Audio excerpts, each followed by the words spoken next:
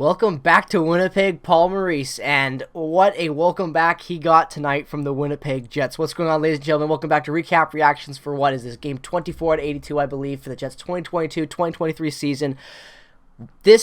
Buckle up, because this is going to be a fun ride, because the Jets win 5-2 in Paul Maurice's homecoming to Winnipeg, and oh, what a game. Well, you remember when the Florida Panthers were the best team in the league last year in the regular season? How good they looked? And do you remember what the Winnipeg Jets looked like last year? Well, fast forward a year later, and what do those teams look like now? Well, I'll tell you what, ladies and gentlemen, the Winnipeg Jets don't look like they're going to be as good as the Florida Panthers were last year, but they're still goddamn better than what they are right now.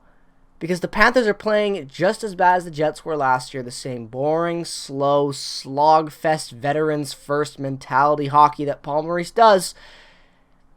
And look at the effect it's having. It's glorious to see, because it's the biggest "I told you so" to so many people in this fandom that just didn't want to believe it. You know, it wasn't that Paul Maurice was a bad guy and that the team was. There's so many elements into what made that team bad and made those teams struggle and have lack of success in the playoffs and in regular season. But the key overarching issue of the Winnipeg Jets' biggest problems over the last couple of years with Paul Maurice was consistency.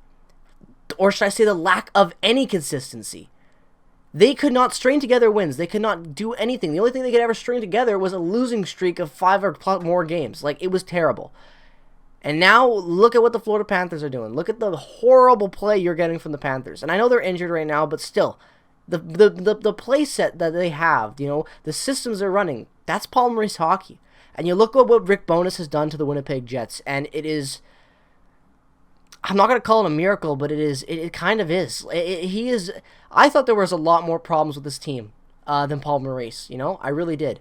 And I can't believe how bad the room must have been with Paul Maurice there, because it is night and day with the attitude you're getting from guys like Dubois, Wheeler, Scheifele, Connor, like Morrissey, Lowry. The list goes on of returning players from the last couple of years with Paul there, and then what you're at now. And it is mind-blowing to see the results. You know, the first period in this game says that enough. You get a great start, you know, a great third line play, really good third line play. Top line's playing good. Everyone's playing great hockey. Hellebuck's playing great. You know, it's just a good, entertaining first 10 minutes of that first period. And then you get the tribute. You get the Paul Maurice tribute. You get a new wave in what was probably the best ending to the horror movie that was Paul Maurice, I gotta say. The best way to end that. Love that. And the fact that the wave, the original GIF wave, actually made it into his tribute. Very well done, Jets media team. Very well done. But no, you know, the crowd goes wild for him, and it's nice to see him get that. Would I have booed Paul Maurice? Absolutely. But that's me. That's how I am as a fan, and I don't like what Paul did to this team. I don't like the effect he had on the room. I would have booed him. But if you want to cheer Paul Maurice, go for it. And there's a part of me, too, that absolutely adores Paul Maurice and always will, because he took us the furthest we've ever been in the playoffs. He took a Jets team in history the furthest they've ever been in the playoffs.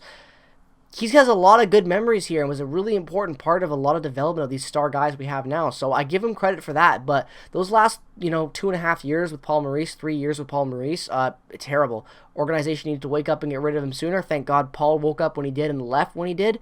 And we didn't get a full year with him, because at least the Dave Lowry experiment was something interesting. I know I'm not going to call it that, but doesn't matter. So Paul Maurice, welcome back to Winnipeg and get your ass kicked, because that's exactly what happened tonight. First period is all Jets, basically. It's 1-1 at one point in this game, but it won't stay that way for long. Mark Scheifele gets the first goal of this game, 14th of the season from Dubois and Morrissey on the power play. Power plays looked a lot better of late, like that. I don't know if it's just them getting hot or what the situation is, because the system hasn't changed much, and I didn't really like the power play last week, but looking good right now, so I'm going to stick with it when I can. But yeah, that might be an area to watch, as things go on still, because there has been some consistency problems there, but it's early on. Maybe they're just getting started, so we'll be definitely watching that closely. But then the Jets get another goal in that first period from Kyle Connor, again from Dubois. Brendan Dillon gets a secondary assist this time, his 9th of the season, and it is 2-1 at the end of that first period. All Jets hockey. I don't care what the shots on goals say. I don't care about anything. Look at the faceoff department tonight. 67% in the faceoff dot tonight. The Jets were just on fire there, dominating the Florida Panthers. You get some fights in there as well. You get some missed fights. You know, Chuck not answering a bell. You know, it's a good, entertaining hockey game. Really good first period, and it ends with the Jets up top.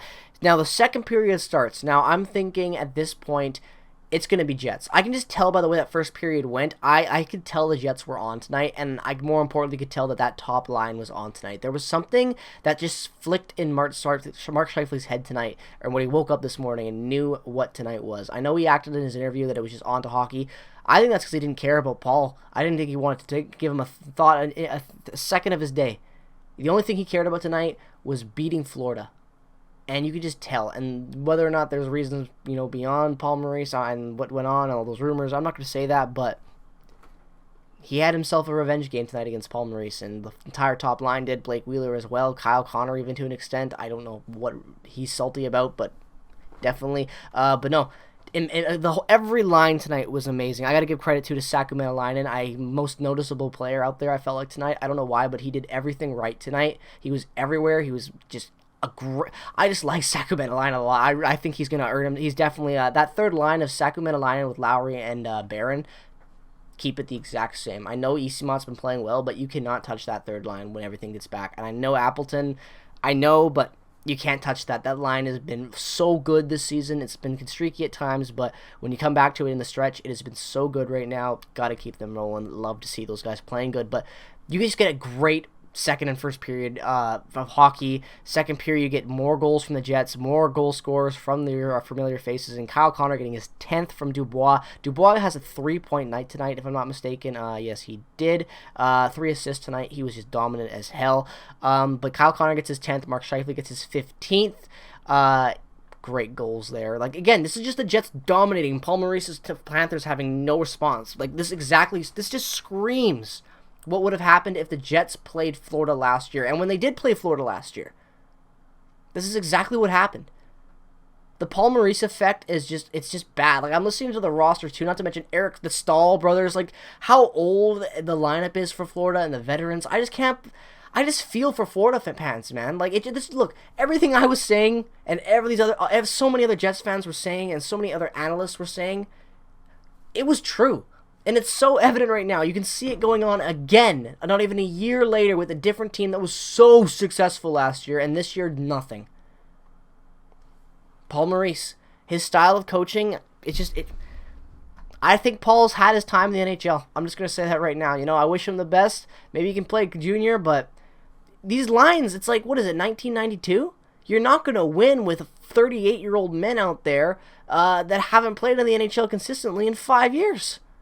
Get real. So, I don't know. Just great hockey by the Jets against a terribly run Florida team tonight. Loved every second of it. Connor Hellebuck is a generational talent. I love that man. Had to wear the black jersey tonight for Paul Maurice's funeral. Great. This game was just awesome. There's no complaints with it. The only thing I could say against the Jets game tonight was there were times off the rush that they kind of weren't able to do anything. Off the rush was when the Panthers scored both their goals, and the second goal they got in the third period was the only real thing that, you know, counted against the Jets in that last 40 minutes of hockey, or the entire 60 minutes of hockey. It was an off-rush goal. And when you make a couple pinches, you're out of position a little bit. The Jets are still getting used to being a more offensively, you know, team, I feel like, with their D especially, and how much they pinch and the way that they move the puck through the neutral zone and the way that they collapse on the puck and force it out from their own zone as well.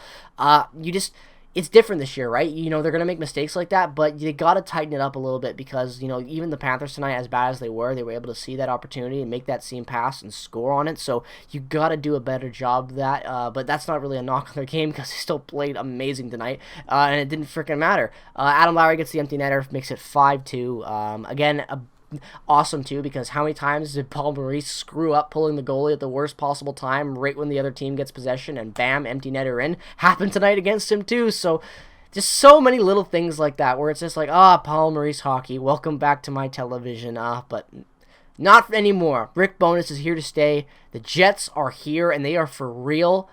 I'm still, whether or not I believe it, I don't know yet, but I cannot wait for the rest of the season. It's going to be a hell of a ride, and you guys better enjoy it. Buckle up. Playoffs, here we come, I hope. Let's see if I jinxed it. No, I'm just joking. Can you imagine? But either way, let's end this video off right now. So if you haven't already subscribed, definitely do so. Drop a like. I hope you enjoyed and all that. But yeah, follow me on Twitter, Instagram, all the other affiliate links down in the description below.